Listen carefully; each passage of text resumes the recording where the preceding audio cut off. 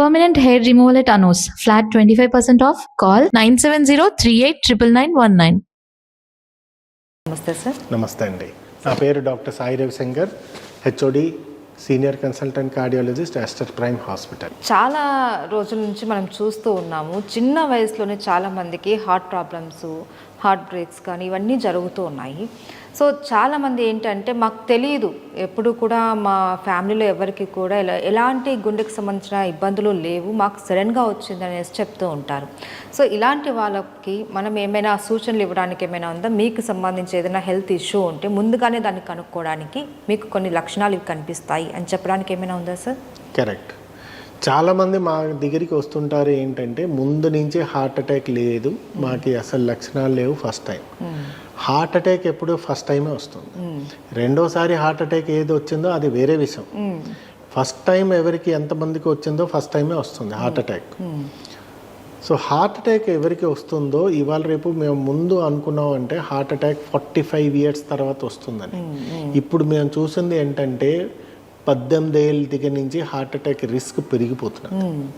18 years అంటే engineering first year 17 years నుంచి మేము నా లైఫ్లో అట్లీస్ట్ ముగ్గురికి నేను 17 years హార్ట్ అటాక్కి చూసి స్టంట్ కూడా వేసాం. సో 17 years నుంచి వాళ్ళకి. సో ముఖ్యమైన ప్రాబ్లం అవుతున్నది ఇక్కడ పేషెంట్కి ఏంటి రిస్క్ ఫ్యాక్టర్స్ ఉన్నాయా లేదా ఫస్ట్ తెలుసుకోవాలి. అది మీ చేతిలో ఉన్నది. రిస్క్ ఫ్యాక్టర్స్ ఏంటి? సపోజ్ పేషెంట్ మెంటల్ స్ట్రెస్ ఉన్నారా లేదా, డైట్ అండ్ ఎక్సర్సైజ్ ప్రాపర్గా మెయింటైన్ చేస్తున్నారా లేదా. సో డైట్ అంటే హెల్దీ డైట్ తీసుకుంటున్నారా, ప్రాపర్ ఎక్సర్సైజ్ చేసుకుంటున్నారా, ఆల్మోస్ట్ 45 minutes per day చేస్తున్నారా, నిద్రపోతున్నారా ప్రాపర్గా లేదా. దీంతో సాయం పేషెంట్కి బీపీ, షుగర్, కొలెస్ట్రాల్ ఉన్నదా లేదా. సో చాలామంది అనుకుంటారు నాకు 22 years నాకు బీపీ ఉన్నది. కొంచెం మందికి మేము చూస్తుంటే బీపీ వాళ్ళకి 200 దాకా బీపీ ఉంటున్నారు. So BP, sugar, cholesterol routine checkup ఒక్కసారి అయితే బేస్ లైన్లో చేయించుకోవాలి. ఎనీ పర్సన్ మోర్ దెన్ 25 yearsలో ఖచ్చితంగా చేయించుకోవాలి, ఒక్కసారి చేయించుకోవాలి. దానివల్ల మీకు తెలుస్తుంది ఏంటంటే మీకు బీపీ ఉన్నదా, షుగర్ ఉన్నదా, కొలెస్ట్రాల్ ఉన్నదా. ఇవన్నీ కాకుండా మీరు లైఫ్ స్టైల్ కొంచెం చేంజ్ చేసుకోవాలి. చేసుకుంటే డెఫినెట్లీ మీకు తెలుస్తుంది. రొటీన్ కార్డియాక్ చెకప్ అంటారు. అంటే ఒక ఈసీజీ, ఇకోకార్డియోగ్రఫీ, ట్రెడ్మిల్ టెస్ట్. ట్రెడ్మిల్ టెస్ట్లో మాకు ఒక ఐడియా వచ్చేస్తుంది, ఎస్ పేషెంట్కి కొంచెం ఉన్నదా లేదా, అట్లీస్ట్ 100 రాపోయినా 50% ఐడియా వచ్చేస్తుంది పేషెంట్కి ఉన్నదా లేదా.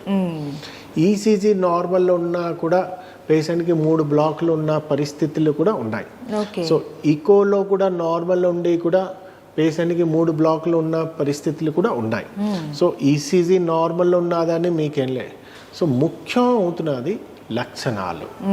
సో సిమ్టమ్స్ ఏది ఉన్నదో క్లినికల్ సిమ్టమ్స్, టిపికల్ ఎంజైనా అంటారు. మా సైంటిఫిక్ వర్డ్లో చెస్ట్ పెయిన్కి ఎంజైనా అంటారు. Typical chest pain or angina అంటే ఒక పేషెంట్ కొంచెం నడుస్తే నొప్పి వస్తుంది, కూర్చుంటే తగ్గిపోతుంది.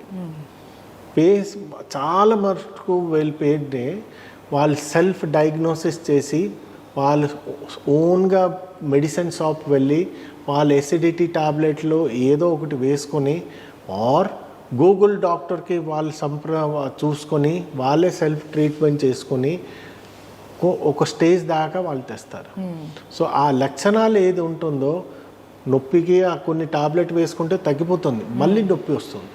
సో దానికి ఏదైనా కొంచెం ఉంటే నియరెస్ట్ డాక్టర్కి వెళ్ళండి. అది సిమ్టమ్స్ ప్రాపర్గా ఎంజైనావా కాదా తెలుస్తుంది. సో దీనివల్ల మీరు లైఫ్ స్టైల్ చేంజెస్ చేసుకోవాలి. మీకు బీపీ, షుగర్ ఉన్నదా లేదా చెకప్ చేయించుకోవాలి. ఈసీజీ, ఇకోకార్డియోగ్రఫీ అండ్ టీఎంటీ వల్ల చేయించుకోవాలి.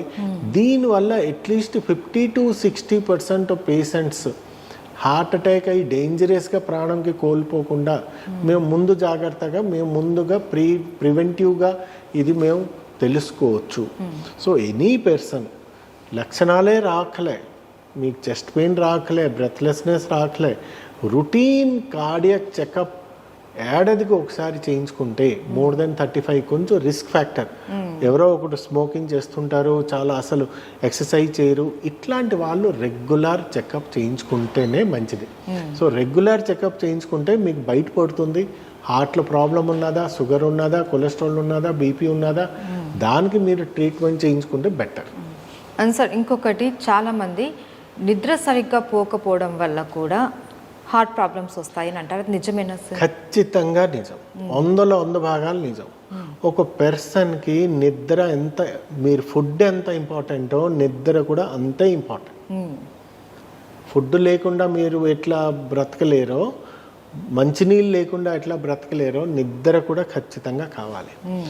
బాడీ 24 గంటలు పని చేయదు, దానికి కూడా కొంచెం రెస్ట్ కావాలి. ఆ రెస్ట్ చేసుకుంటేనే బాడీ అవుతుంది, లేదు అంటే డెఫినెట్లీ బాడీ పాడవుతుంది. సో నిద్ర వల్ల ఏంటవుతుందంటే, నిద్ర 2 రకాలు ఉంటాయి, REM sleep, NREM sleep. REM sleep వల్ల మీ బాడీలో ఏది ఉంటుందో నార్మలీ హోల్ మెటబాలిజం అంతా చేంజ్ అవుతుంది, హార్మోనల్ లెవెల్ అంతా టోటలీ నిద్ర పోతే చేంజ్ అయిపోతుంది. సో నిద్ర వల్ల ఆర్ఈఎం అండ్ ఎన్ఆర్ఈఎం స్లీప్ అంటే డీప్ స్లీప్ ఏదంటారో అట్లీస్ట్ అది ఒక 5 to 6 అవర్స్ కావాలి. REM sleep 1 or 2 hours, so minimum 7 hours కావాలి బాడీకి ఉంటే. దాంట్లో హార్మోనల్ లెవెల్ బ్యాలెన్స్ అయ్యి మీకు బీపీ అవని, షుగర్ అవని, హార్ట్ అటాక్, బ్రెయిన్ స్ట్రోక్ ఇవన్నీ కంట్రోల్ అయిపోతుంది. సో నిద్ర ఖచ్చితంగా ఒక మనిషికి కావాలి. 7 అవర్స్ ఆఫ్ నిద్ర, సౌండ్ స్లీప్ కావాలి. చేస్తుంటే చాలా మందికి మేము చూసాం, నిద్ర లేకుండా కూడా హార్ట్ అటాక్ కూడా చాలా, అంటే అది ఒక రోజు కాదు, కంటిన్యూస్గా కొన్ని నెలలు పెట్టి ప్రాపర్ స్లీప్ లేదనుకోండి, patient definitely prone for heart attack. అంటే ఇప్పుడు నిద్ర గురించి మాట్లాడుతున్నాం కాబట్టి ఇంకొక డౌట్స్, కొంతమందికి నైట్ షిఫ్ట్స్ ఉంటాయి, వాళ్ళు నైట్ మొత్తం మేల్కొని వర్క్ చేసుకోవాల్సిన అవసరం ఉంటుంది. వాళ్ళు డే టైంలో కనుక ప్రాపర్ స్లీప్ పడుకున్నా కూడా ఇలాంటి ప్రాబ్లమ్స్ ఏమైనా వస్తాయా? డే టైంలో ఒకవేళ మీరు అంటే 7 to 8 అవర్స్ పడుకుంటే సరిపోతుందా? ఇప్పుడు ఒక నిద్ర రావాలి అంటే మా హోల్ సృష్టించింది ఏంటంటే రాత్రిపూట నిద్ర వస్తుంది. మెలటోనిన్ అని ఒక బ్రెయిన్ స్టిమ్యులేషన్. సో మీరు ఇప్పుడు లైట్ ఉన్నది అనుకోండి, చాలా నిద్ర రాదు. అది not because of hormonal level, melatonin levels అది ఏదో ఉంటుందో అది నాకు తగ్గిపోతుంది లైట్ వల్ల. లైట్ బంద్ చేస్తే మెలటోనిన్ ఎక్కువ అయింది అనుకోండి, నిద్ర వస్తుంది.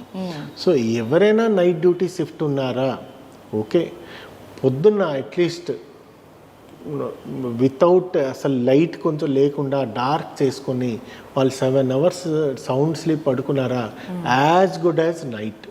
సో సర్కాడియం రిథమ్ ఏదో అది చేంజ్ అవుతుంది. సడన్గా ఒకరోజు రాత్రి ఒకరోజు పొద్దున్న లేకుండా కంటిన్యూస్ పొద్దున్నే పడుకున్నారు అనుకోండి, that is fine, okay, that is అసలు ఏం ప్రాబ్లం లేదు.